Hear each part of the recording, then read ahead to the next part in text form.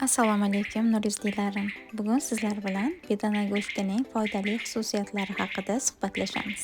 Bedana go'shti ta'mi jihatidan tovuq go'shtiga o'xshash bo'lsa-da, u juda ko'p farqlarga ega va inson tanasi uchun juda ham foydali hisoblanadi. Shuning uchun bu mahsulot sportchilarni va sog'lom turmush tarzini olib boradigan va doimiy diyeta qiluvchilarni yaxshi ko'radi. Bedana filesi tarkibida 22% oqsil bor. Bu ularning ovqatlanishini kuzatadigan sportchilar uchun nihoyatda qimmatlidir.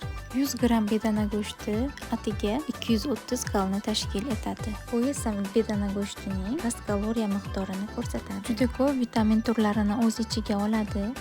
A, X, K, D shuningdek B guruh vitaminlarini. Mahsulotni tashkil etadigan minerallar esa mis, kaliy, temir, kalsiy, magniy va boshqalar. Qadimgi sharq tabobatida ham bedana go'shti va tuxumi dori-darmon sifatida qadrlangan. Xususan, oshqozon va 12 barmoq ichak yarasi, kamqonlik, migren, bronxial astma, asab tizimidagi buzilishlar, qon bosimining oshishi, qandli diabet, astma va ko'plab kasalliklarni davolashda foydalanilgan.